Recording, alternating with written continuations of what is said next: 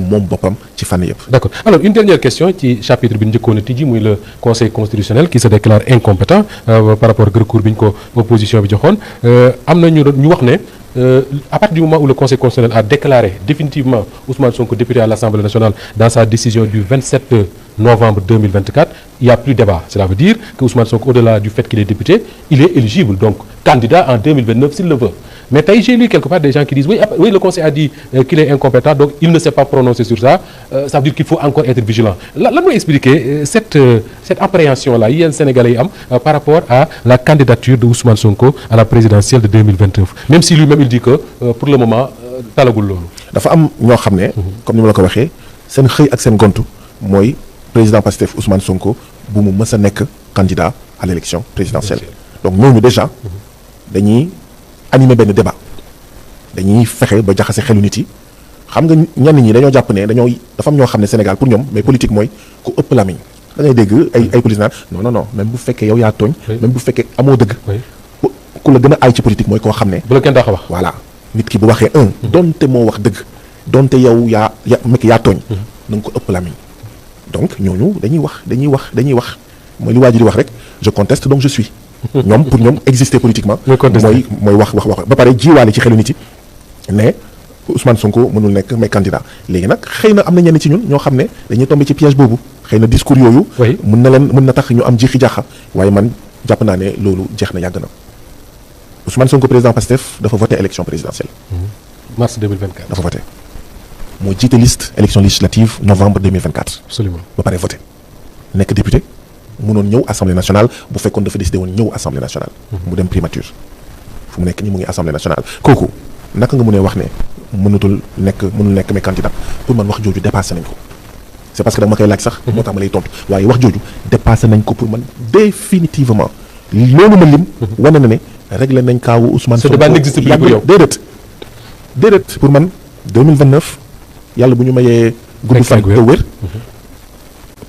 parti Pastef décidé. Ousmane Sonko nekk candidat Ousmane Sonko d'accord pour nekk candidat dara terewul bu boobaa Ousmane Sonko nekk candidat bu Pastef en 2029. Cette question est définitivement réglée. D'accord alors Ousmane Sonko en attendant mooy président wu Assemblée nationale pour les prochains mois am na sax ñu évoqué la question d'une dissolution mais ça dinañ ci wax mais fi mu nekk nii li ñu koy woowee mooy Ousmane Sonko président de l'Assemblée nationale du Sénégal El Malick Ndiaye moom moo ko nekkoon démissionné. Ousmane Sonko jël la poste nekkoon nga fa pendant cette première année de législature ngeen nekk seen deuxième année d'ailleurs pour yow yan chantier mooy xaar le nouveau président de l'Assemblée nekk dans la continuité de li El Malick Ndiaye def boobu ba léegi wala nga jàpp ne on peut encore faire mieux à l'Assemblée. waaw man pour man mandat 5 ans la woon. président Assemblée nationale El Malick Ndiaye pour man jotagul woon def lépp. def na lu bëri def na lu baax waaye ñëpp xam nañ ne moom sax xam naa ne bëggoon na mu toogaat pour mu continuer.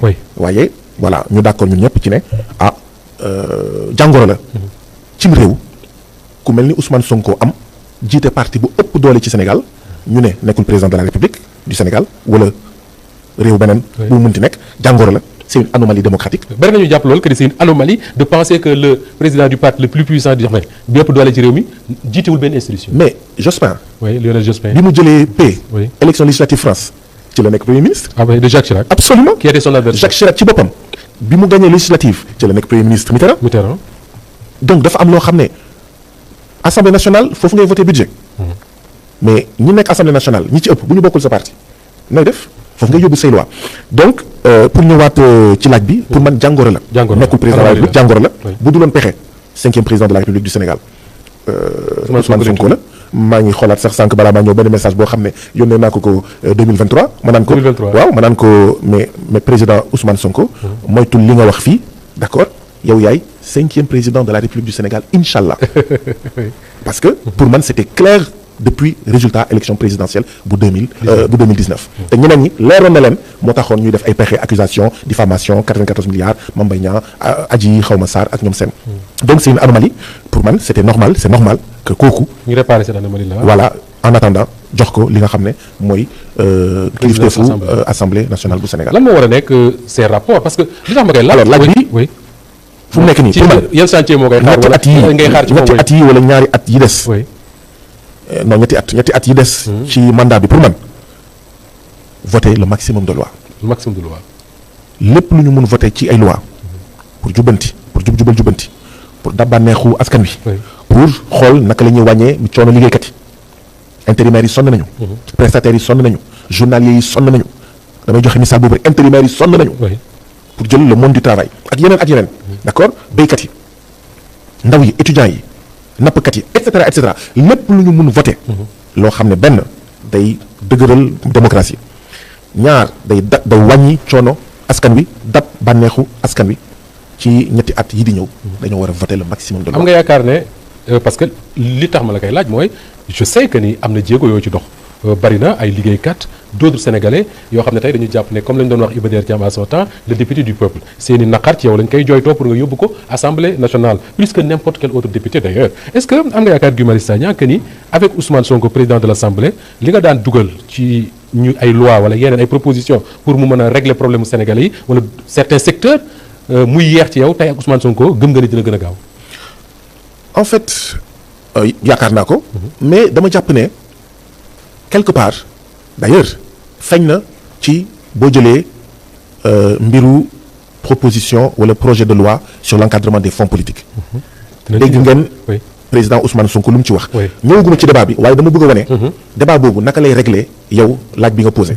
président Ousmane Sonko dafa ne damaa dégg Guy Marius Sagna. ñu ne dafay déposer proposition de loi. ma ne ko.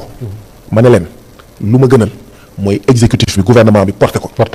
sinon suñu gàcce lay doon. kon quelque part dama bëgg a wane foofu wala fàttali foofu ñi ñuy seetaan ak yow Moustapha nga comprendre ne am na yoo xam ne boo gisee mu yéex wala niroo lu yéex c'est parce que dafa amoon benn option bi ñu bëggoon mooy yenn yi na ko gouvernement bi porté. parce que gouvernement bi bu ko porté wul day mel ni gouvernement bi daf ci dellu ginnaaw et que donc majorité parlementaire bi mooy jël ay initiative donc comme ci kaw fonds politique yi donc ba nga xam ne tey jii nii majorité parlementaire bi bu déposer proposition de loi lu ne fàng kenn du ko jeex lu muy tekki mooy kon exécutif bi gouvernement bi ñoom dañoo d'accord pour le maintien donc pour man yeneen loi yëpp wala bépp tomb bi nga xam ne waroon nañ ko mën a def loi ñu ngi doon xool ndax assemblée nationale moo ko war a porter wala gouvernement te ci yu bëri dañoo jàppoon ne exécutif bi moo ko war a porter ñu xool xëy na législatif bi lu muy porter léegi nag fu mu nekk nii duo bi tey que ni amatu leen pour di xaar. ñi ñoo koy porté ñoo ko porté. vous sentez le besoin vous le faites. duo bi. dafa mujjee nekk duel. Sonko mooy Jomaay dafa mujjee nekk Sonko mooy Sonko Jomaay mooy Jomaay.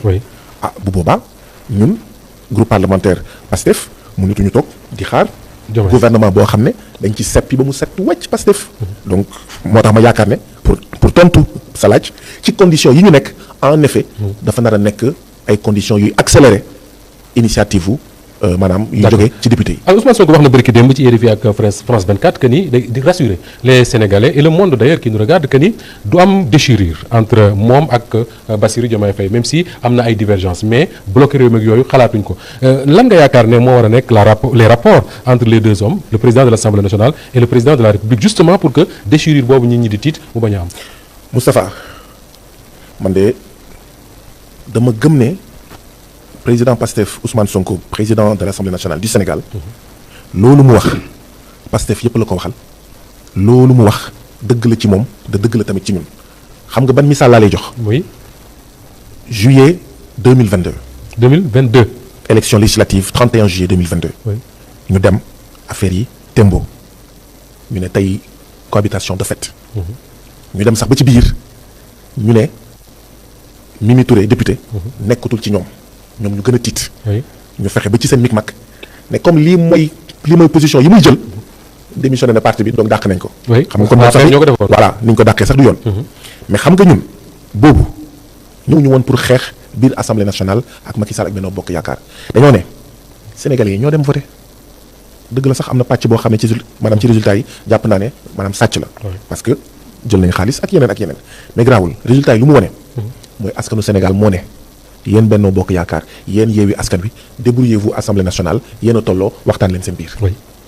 mais léegi loolu looy def lu tax ngay kaas askan wi moo décidé loolu. kon dem leen waxtaan. man.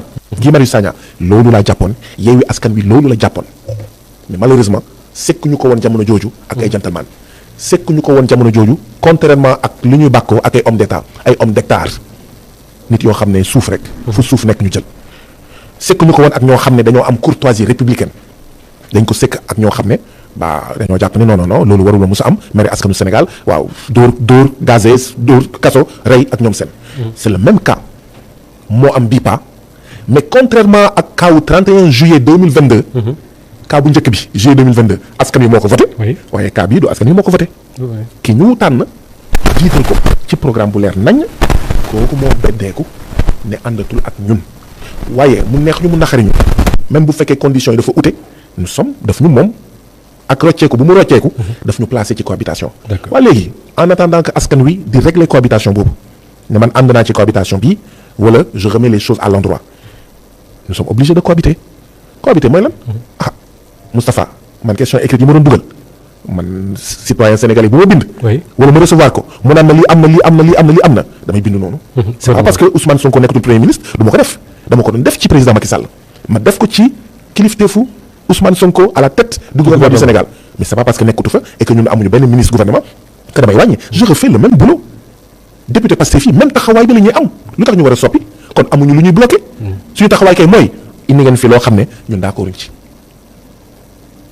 nu mu tudd Moustapha Diop fii Ousmane Sonko nekk premier ministre du Sénégal ma bind ministre de la santé ne ko monsieur le ministre de la santé kii ngeen nommé à la tête de l'agence de réglementation pharmaceutique dañ ko jàpp loxo ci poche il y a 10 ans xaw ma il y a 5 ans pour trafic de médicaments mais liggéey boobu ay continuer soo ko gisaatee defaat ko absolument léegi nag bu ma ko defaatee ñu ne damaa bëgg a bloquer bu ba bu ko beneen député Pastef dafay ñu ne dafa bëgg a bloquer non déjà alors Ousmane Sonko moo nekkoon à la tête scandale Softcare damaa bind ba sonn damaa marche gazé nañ ma image yooyu madame siwul trop gazé nañ ma ci buntu ministère gazé nañ ma ci buntu mooy relais route de Ouakam ndax scandale Softcare fekk man sama gouvernement samay camarades de parti ñoo nekk au gouvernement est-ce que damaa bëgg a en fait bloqué non lu ñëw mu baax ñu voté waaye loo xam ne ànduñu ci dañuy jël à témoin le peuple sénégalais mais lii moo tax ànduñu ci duñ ko voté d'accord alors am na loo xam ne am na fi fan yi ñu génn loolu moo jur sax Ousmane Sonko dem assemblée nationale